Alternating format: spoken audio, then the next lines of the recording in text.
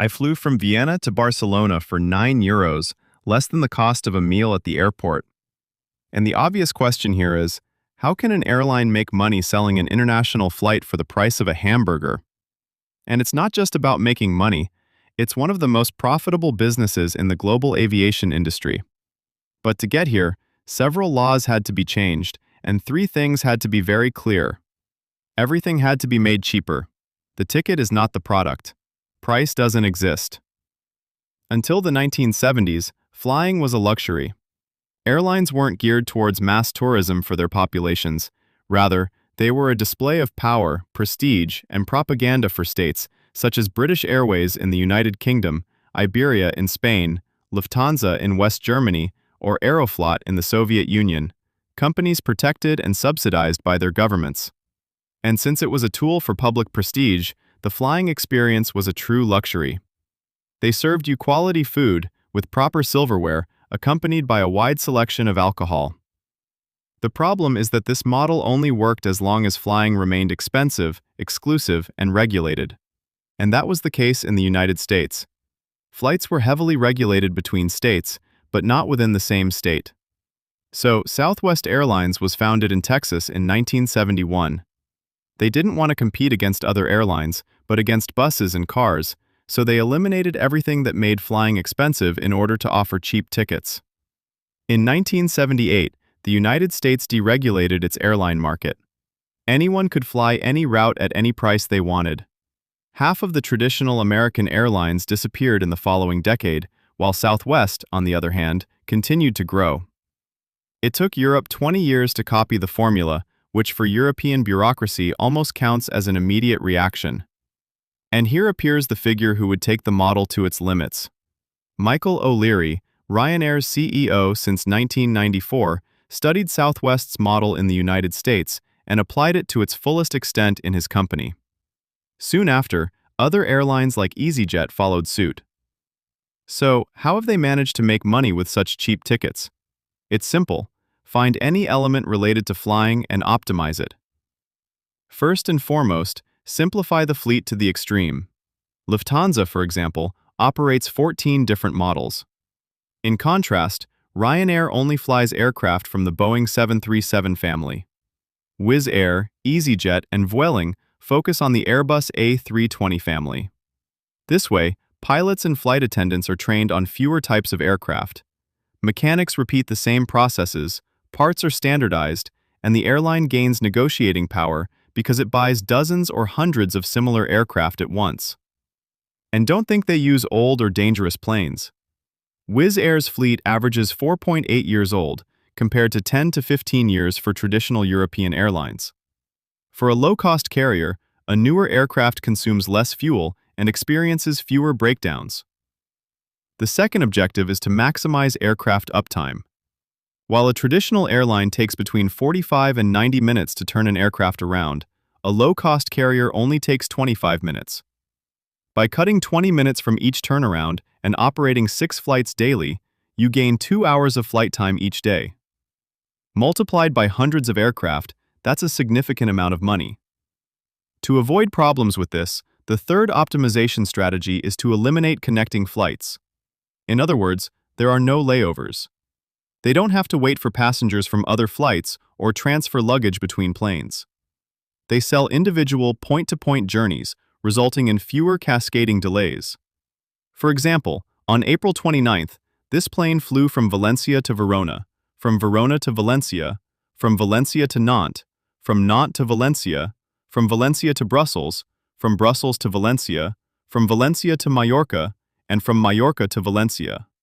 A total of 8 flights, which started at 6 a.m. and finished at 1 a.m. The plane is constantly generating revenue. The fourth way to save money is to take your passengers to a remote place where nobody wants to go. Would you like to visit Paris? Ryanair will take you there, but drop you off in Beauvais, 85 kilometers from the capital. A journey that takes just over an hour if you're very lucky with traffic. Do you want to go to Frankfurt?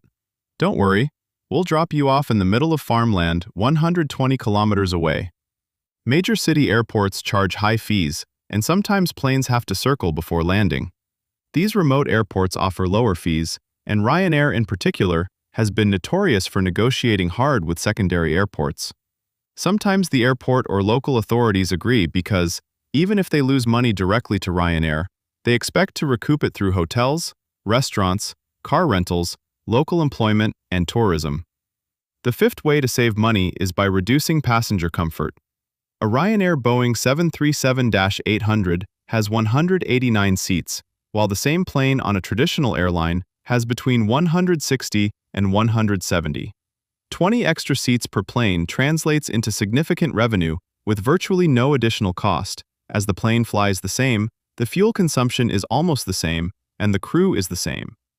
And the final way to cut costs is by eliminating the middleman. From day one, low-cost airlines forced passengers to buy tickets through their websites or apps, eliminating agency commissions. Currently, over 90% of low-cost tickets are sold directly. So, we already know how to reduce the cost of the entire flight process. This brings us to the second rule. The ticket isn't the complete product, but rather the gateway. In 2023, Spirit Airlines generated $5.4 billion in revenue. Of that, only 44% came from ticket sales.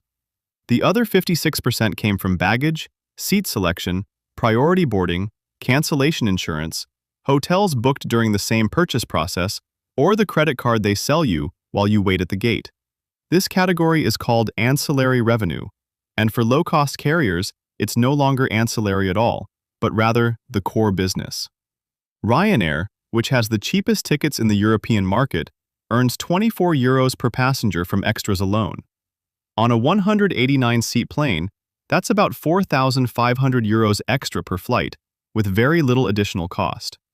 This strategy makes the price the passenger sees on the search engine incredibly low, giving it an unfair advantage over traditional airlines.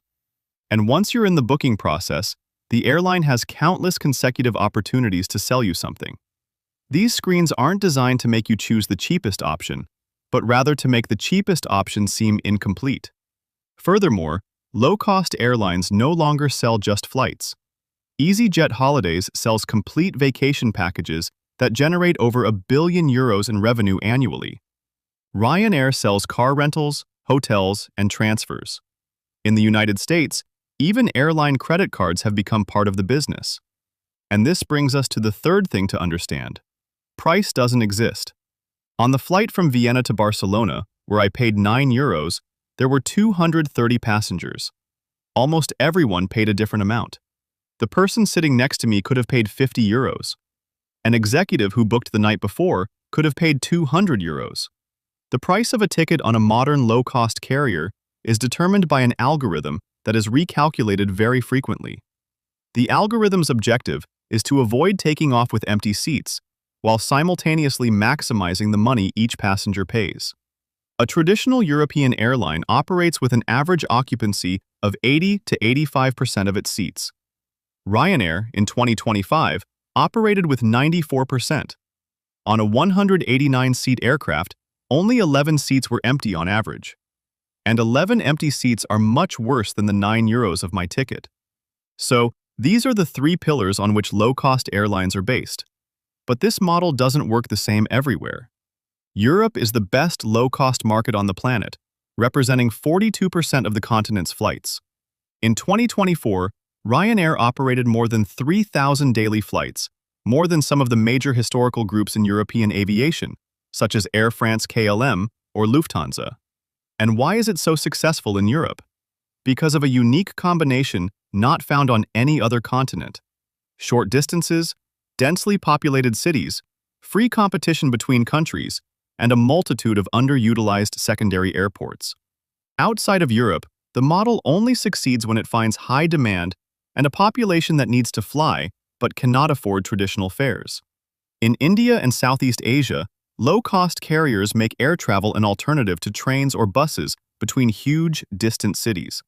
Latin America is another case where the model fits very well. Vast distances, widely separated cities, and a middle class that wants to travel more but can't afford high fares. Africa, on the other hand, has the opposite problem. High taxes, fragmented markets, and protectionism prevent low-cost carriers from succeeding, representing only 15% of the market. And what about the country where it all began, Ultra-low-cost airlines in the United States are not having their best time. On May 2, 2026, Spirit Airlines, the seventh-largest U.S. airline, closed permanently. The war between Iran and the United States and the subsequent increase in fuel prices finally pushed it to the brink. But the problem had been brewing for much longer. In the United States, the three major traditional airlines, United, American, and Delta, had been losing travelers who were only looking for the lowest price on Google Flights or Expedia for years. So they copied precisely the part of the low-cost model that interested them. They created basic economy, which is essentially a scaled-down ticket within a traditional airline. It offers virtually no flexibility, no free seat selection, no included baggage, and fewer benefits. And that's where ultra-low-cost carriers lost their biggest weapon. If a traveler sees that Spirit costs almost the same as Delta, United, or American, they often choose the traditional airline, especially since they frequently fly to the same airport. For a little more money, they get a better reputation, better schedules, more connections, better customer service, and a much more robust frequent flyer program. Furthermore, the threat of fuel is a concern for low-cost carriers worldwide. It represents between 25 and 35% of a low-cost airline's total costs. And for decades, the model has thrived in a world of relatively cheap kerosene. But in 2022, the 193 UN member states adopted the goal of net zero CO2 emissions for international aviation by 2050. Furthermore, the European Union is going even further, requiring that the fuel served at its airports contain a progressively increasing percentage of sustainable fuel year after year. In 2025, it was 2%, and it will gradually rise to 70% by 2050. And all this cost will obviously be passed on to the price of the ticket. And that, for low-cost carriers, is a major problem. If they can't offer cheap tickets, they lose all competitive advantage. Ryanair emits 25% less CO2 per passenger kilometer than traditional European airlines because its planes are new, fly full, and are operated with an obsession for efficiency. But the green transition doesn't always penalize the biggest polluters, but rather those with the least margin to survive the blow.